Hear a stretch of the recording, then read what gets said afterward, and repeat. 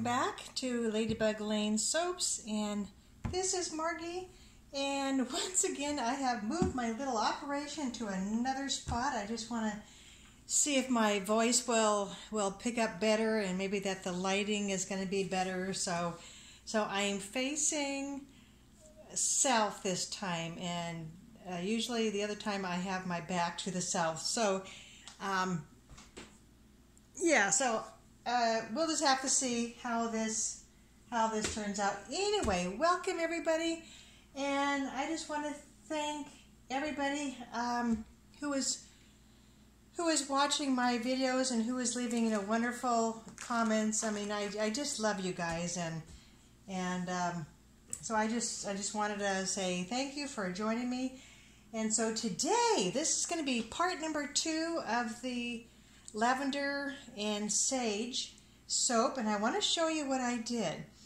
So last night I made a nice big batch of soap, and I split it into three different colors, as you saw from the previous video. And so this is the, make sure you can see it, yeah. So this is the lavender, whoops. And so I did put the lavender and sage fragrance oil in all 3 of these. And so so what I did, okay, and then this, yes, and then this was the evergreen mica one, and I just adore it. I mean, I'm just in love with this new leaf mica. I mean, isn't that just beautiful? I mean, it's just such a nice contrast up against that purple. And so anyway, so I thought what I would do, no, I didn't make these yesterday. So I made the batter a couple of days ago, and then I tried scooping out these balls yesterday. But what happened is, since I kind of have a higher percentage of olive oil, and I used the 2-to-1 lye water ratio,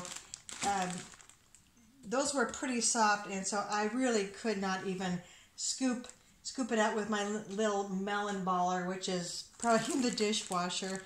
So anyway, so what I decided to do was just to kind of cut up chunks of these colors. And so the purple, can you see those all right? Yeah. So the purple are the biggest ones, and then I wanted just a little smaller circles, which by no means, as you can tell, I mean, you know, my poor little arms were just killing me, and I was just, rolling and rolling and rolling. So you know what, you just kind of do what you gotta do. So what my plan is, folks, let me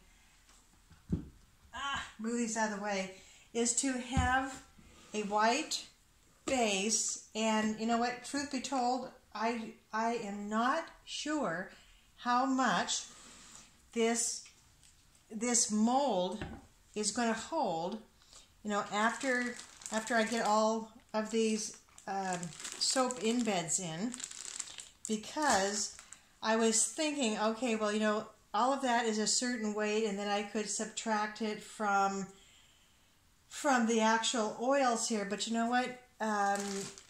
You're dealing with the volume instead of so much of the weight. So I said, you know what?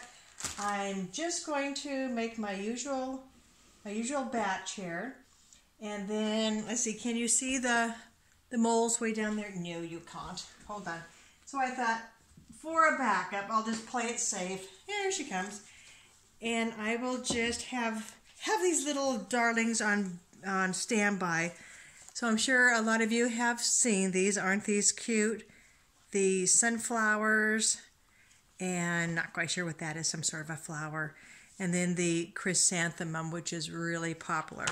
So we shall see. And if there is still extra, then I have these little puppies here, the 8-inch and the so I found out that even though Nurture Soap says that this holds, or should hold, like about a pound of soap. I found if you fill it up to the top, it's more like about 21, 22 ounces of soap batter. So, all right. So I'm going to put that over there. Whoop. Yeah, and so if there is any left over, and if the batter is not too thick, I'm just going to, if I can, I'm going to put some of the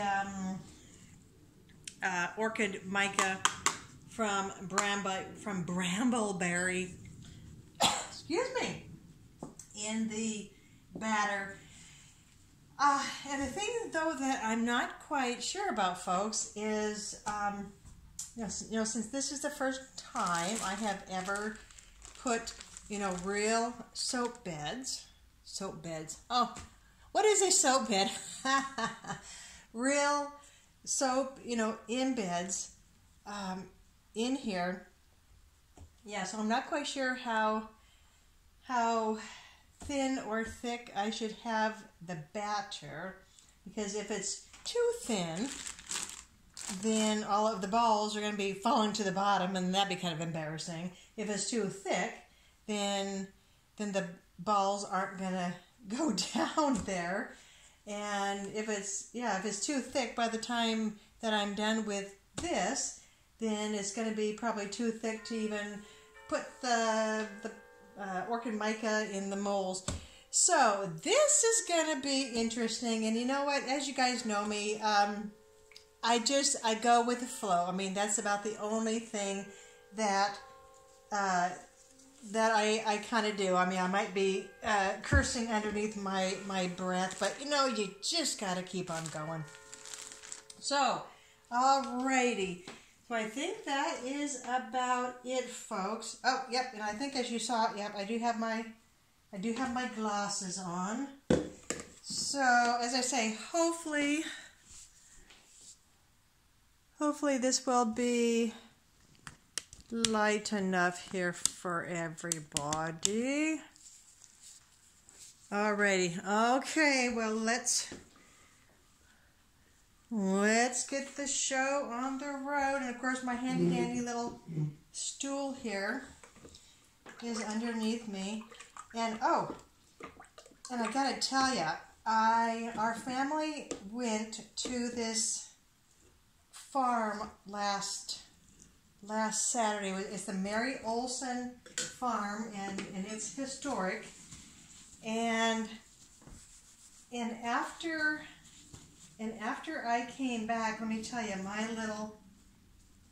little rider wheels were just turning. And trade arms here. And so I stayed up till like about 2:30 last night, just kind of writing the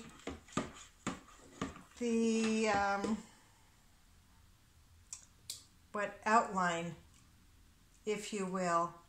And I'm really excited about it. I think it's probably going to be a really, really short story, but the funny thing is that I have been working on 2 other stories, which are probably about 3/4, and then the other one is probably 7/8 done.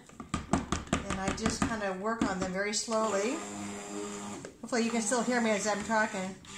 I'm working on them very, very slowly as I'm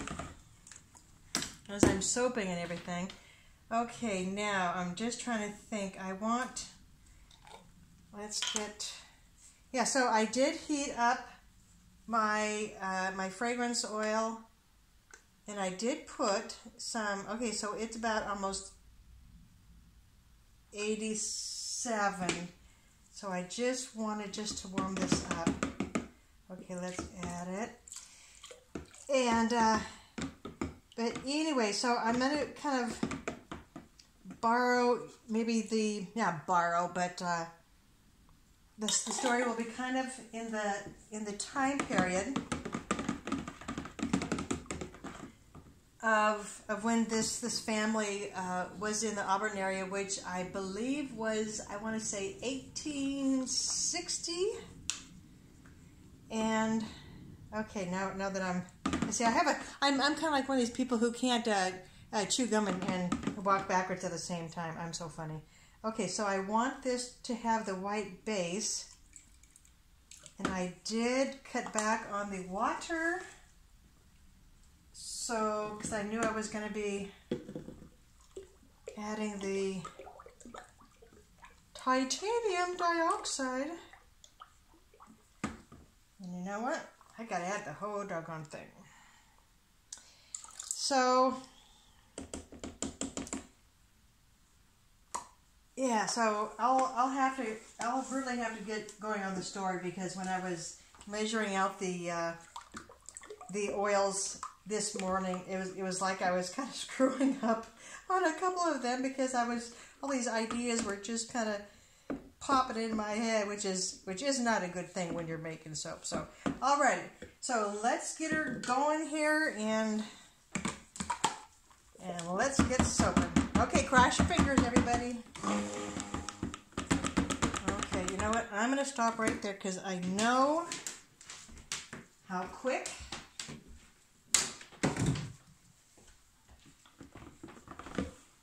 the batter can get.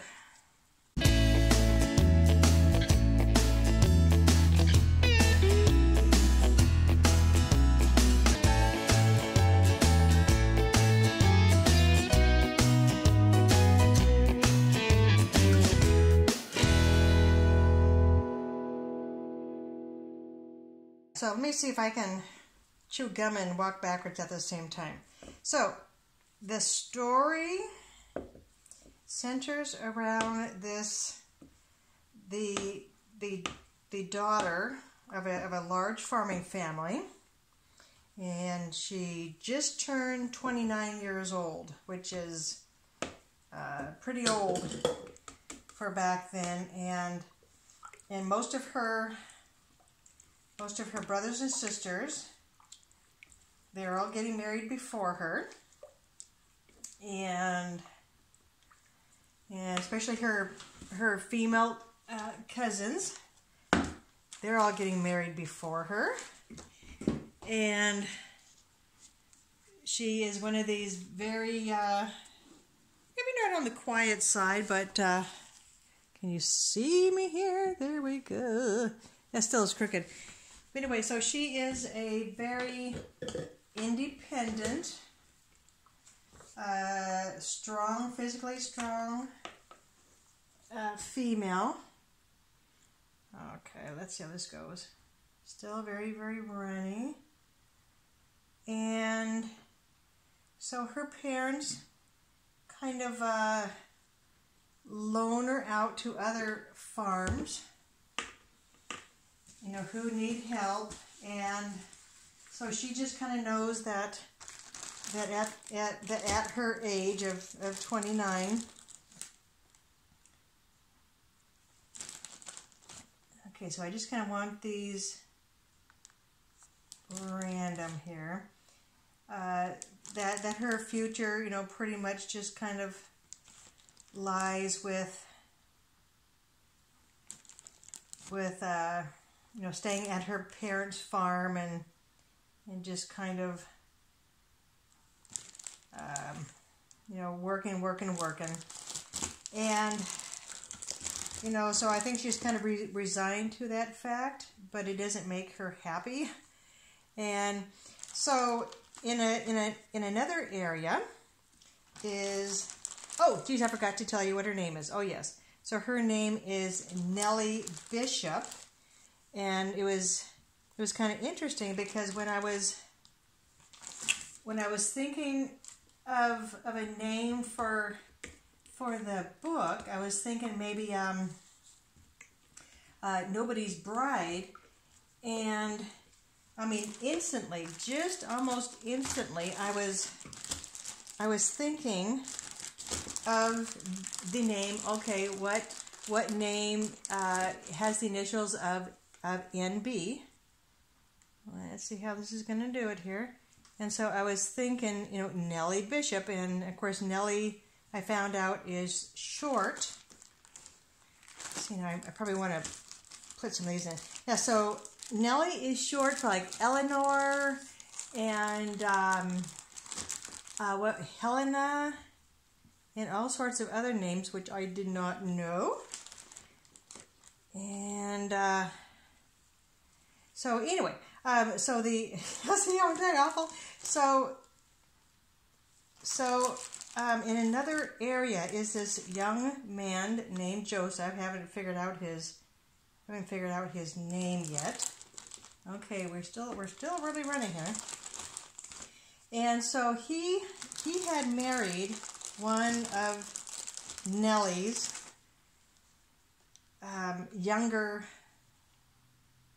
cousins, and apparently the marriage, like, only lasted about 5 years because this little twit of a gal, she was just kind of how do you want to call it? It was kind of more of a game for her to see if she could marry before her other female cousins. So this young gal named, we'll call her Abigail. Okay, are these guys going to be lifting up? Well, see, now this batter is nice and fluid. Isn't that funny?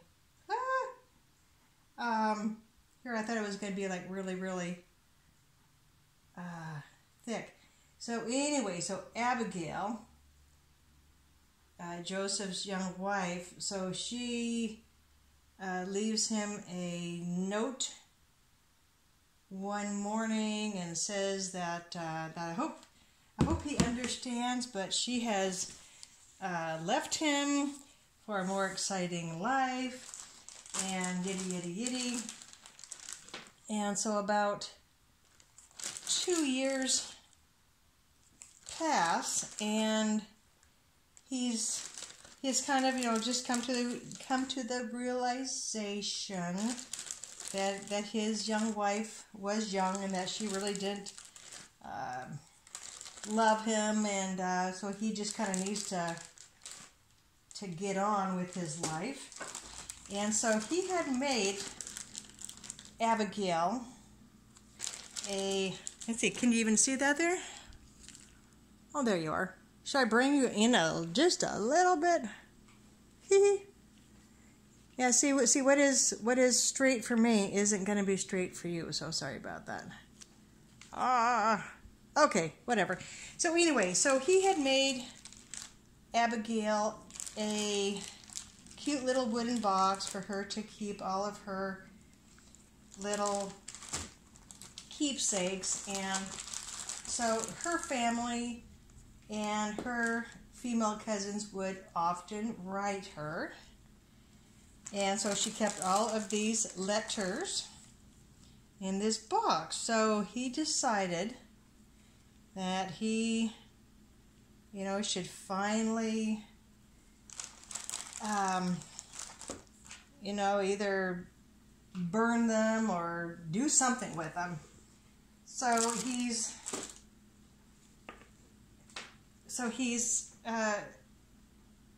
reading a few of these letters, and of course these other cousins, they're just having a good time,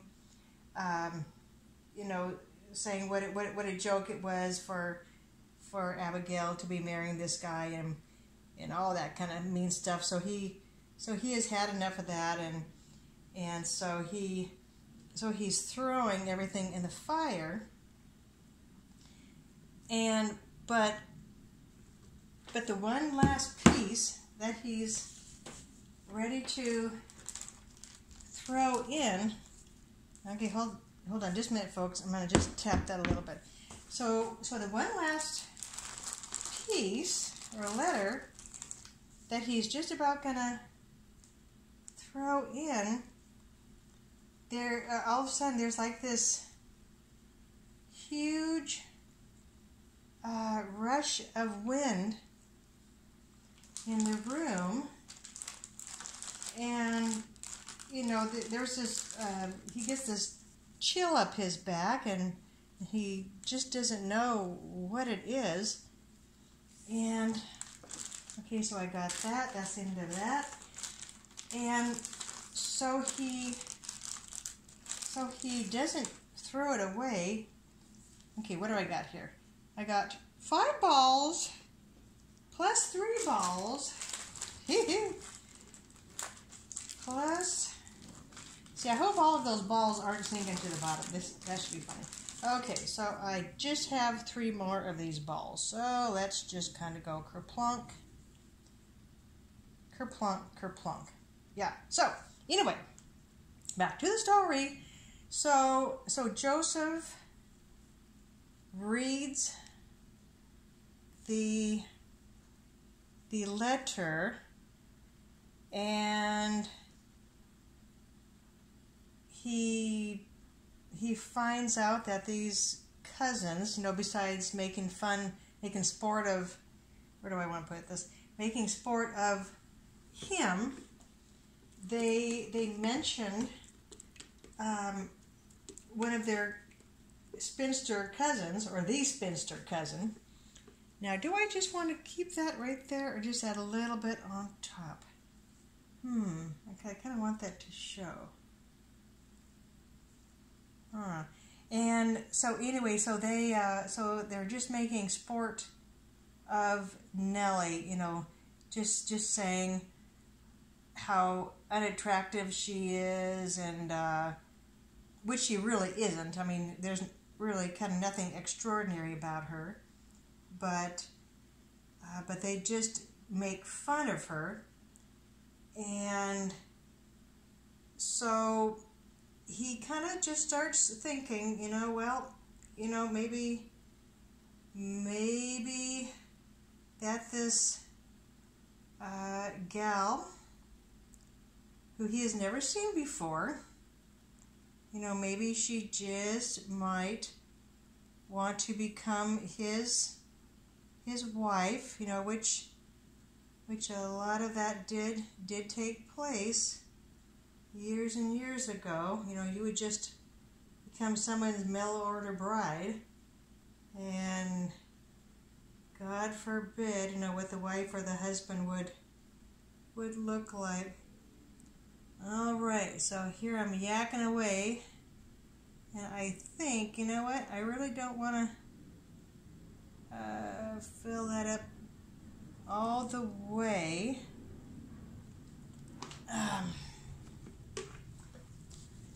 Because I do kind of want to see what's what. All right, well, you know what? That behaved itself, didn't it? All right, how does that look? Ooh, awesome blossom, awesome blossom. Okay, well, things are still nice and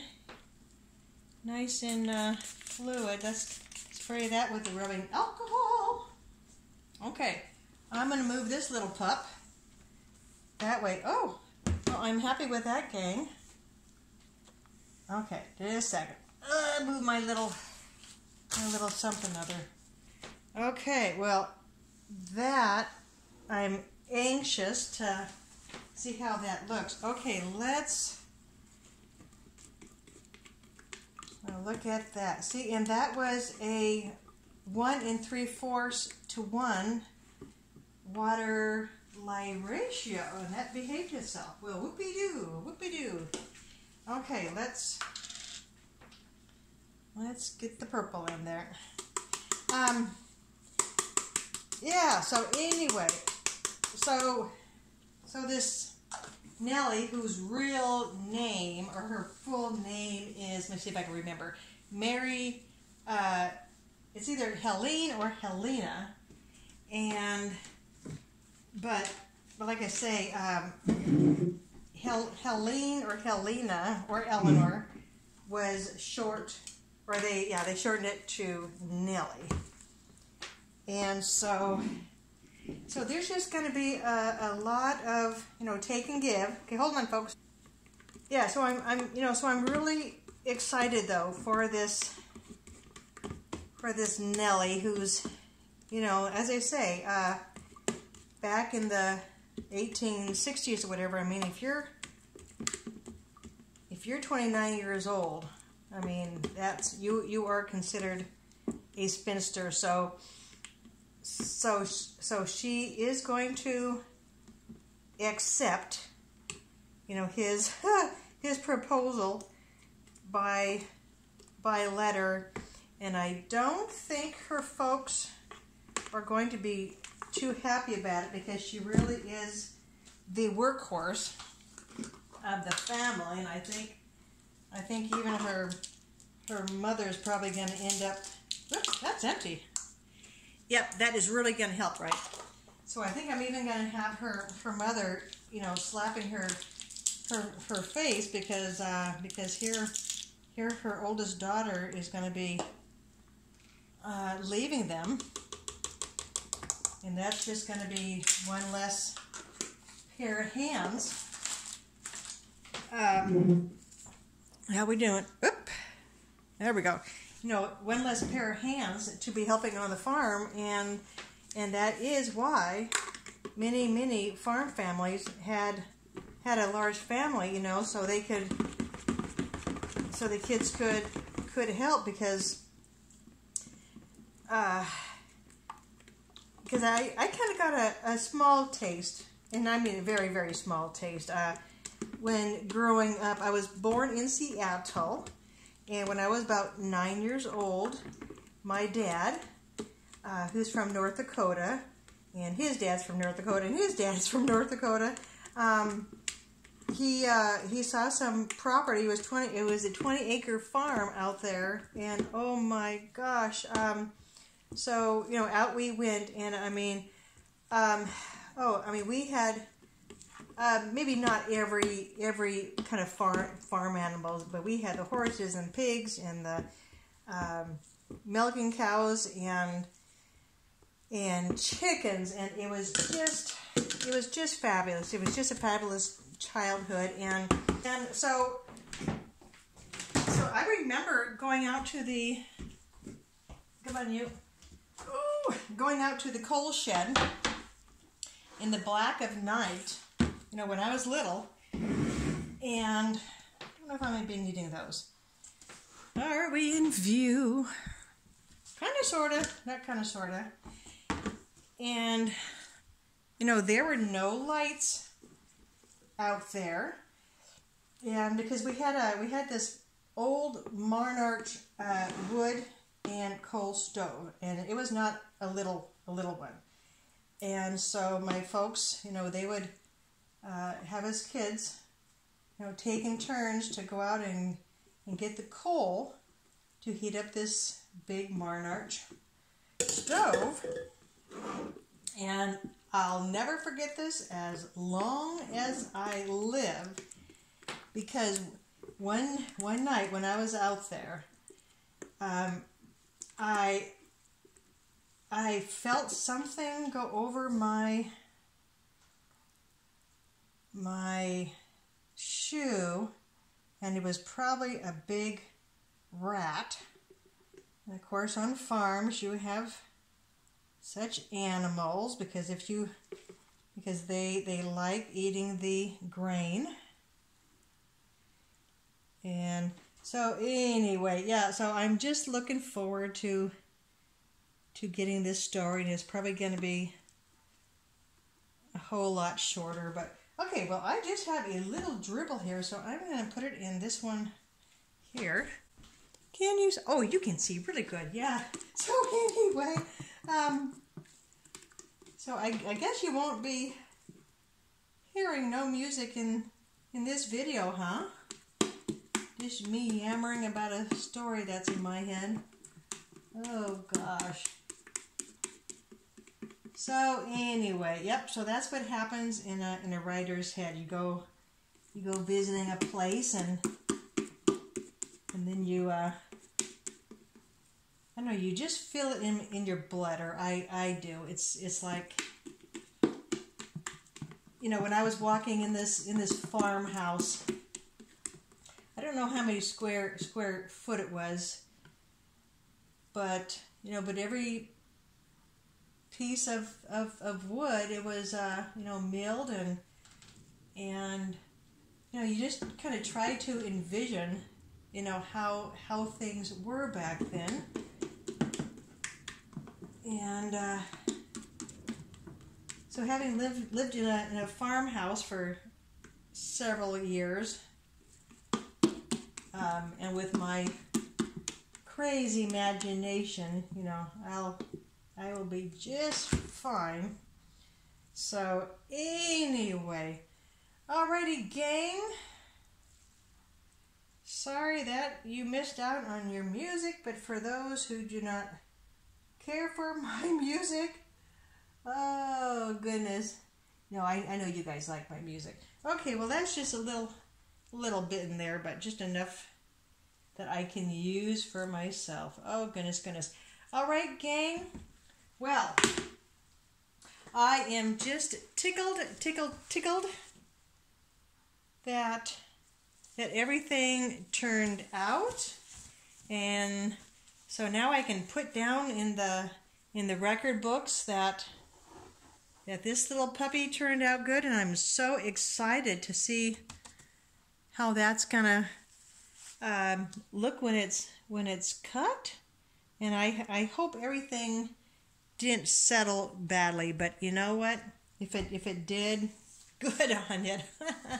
So, all right, everybody, thank you so much for watching this crazy soaping gal, and I hope everybody has a good rest of the week wherever you are at. So, alrighty, gang, until the cut. And you know what? I think I might just not even touch this guy, not for like about 2 days, and then I'll take the paper off, and maybe I'll cut it even on the 3rd day. So, okay, gang, bye-bye.